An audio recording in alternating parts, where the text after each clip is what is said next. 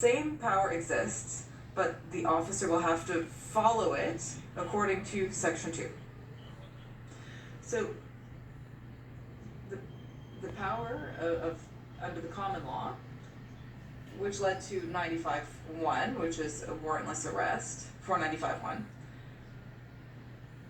that is still the fundamental basis of that power. So you can't talk about an arbitrary arrest under that section because it doesn't flow from a discretionary power. The officer doesn't have that discretionary power. You can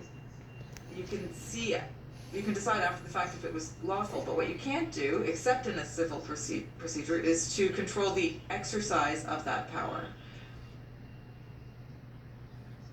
I see that I'm running out of time, so I'll just say what we really want to submit to the court today is that the fundamental power flowing from 495 as a whole is the power for police officers to proceed with warrantless arrests, and that is founded not on their discretion.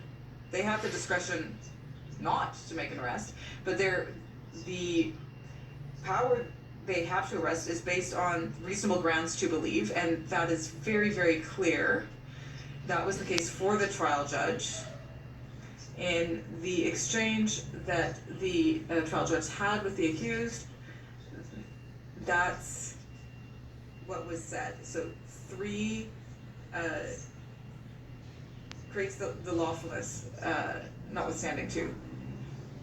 And as Veen says in paragraph 62 to 64, they're saying, okay, if 2 is not met despite the reasonable grounds to believe, it's still deemed legal. And so in that situation, Section 2 doesn't modify the power conferred under 495-1. And what we're asking the court is to respect the legislator's intention to ensure that the police officer's discretionary power not to arrest remains as it is, remains a discretionary power. Mr. Cardinal, you're asking that we uphold, that we return this to the Court of Appeal to rule on what the remedy would be. So this would be to rule on whether the justice made an error of law concerning mens rea. And you say that the case should be returned to the Court of Appeal. Yes. And do you also want to discuss 686? I would say that the reason that hasn't been reiterated before this court is that in the submissions made to the Court of Appeal, the way that 686 was presented was, I mean, the facts of the case were used, and if part of the evidence had been submitted, it would be clear. I mean, the judge concluded that the arrest was in the public interest because the public interest can simply be to arrest the person with conditions. So this is 11 days after the fact, and if they wanted to impose conditions promptly and not communicate with the victim, then they would have to proceed quickly, like submit the file to the prosecutor, have the prosecutor study the case, get a warrant. Obviously, that would take time. Yes, definitely. So in some respects, despite the fact that the judge rejected the arguments, he made comments, and they appear on page 7 of our first volume that we submitted. The judge considered that there was an aspect of public interest, and that's why he gave the judge the ruling for the decision for the reasons cited. So in that optic before the Court of Appeal, I would have pleaded the application of 686, but I did not do so before this court because we said clearly that we should not consider a limited evaluation of the facts. We must look at what was presented during the motion, and that is why the 686 is not applicable.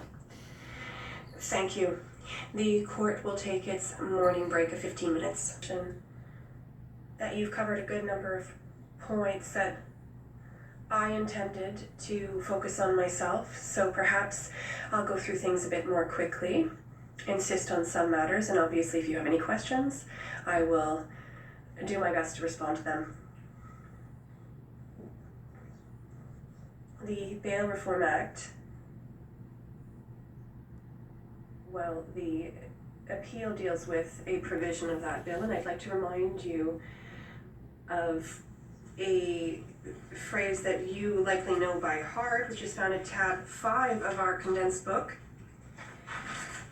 And you need to read them in their overall context, in grammatic, taking into account grammar, the economy of the bill, and the legislator's intention, the overall context that led to the Bail Reform Act was the overly great use of warrantless arrest, and the intent of the legislator, and I think my friend recognized this as well, was to reduce as much as possible unnecessary arrest and detention, and to give tools in the act, in the criminal code in this case, to tighten up the intervention framework for justices and peace officers. And we are concerned with peace officers. Concerning warrantless arrest, it already existed, 435, and that's what the equivalent of what exists today in 495.1, and the amendment was to add paragraphs 2 and 3.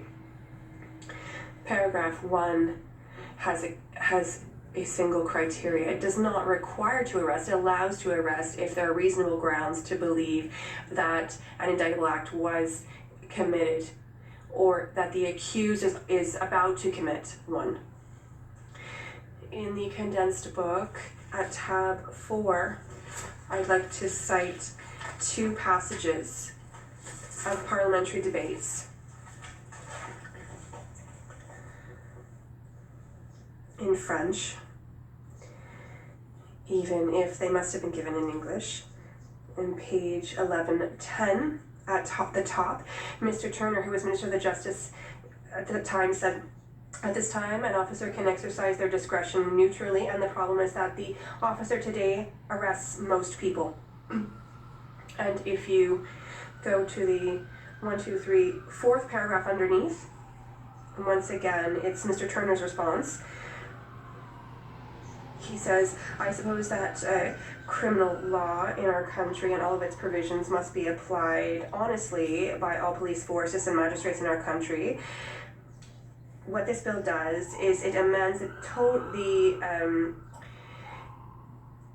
unfettered discretion that the police has to arrest accused, and give discretion on which police officers must not arrest anyone unless there are reasonable grounds to believe that it might serve the public interest if they don't arrest the person. And in this case, they must not arrest them. And for unfettered discretion of the police to arrest now. Bon. Je pense pas que c'était une discrétion. So I don't think it's unfettered discretion. It was an excellent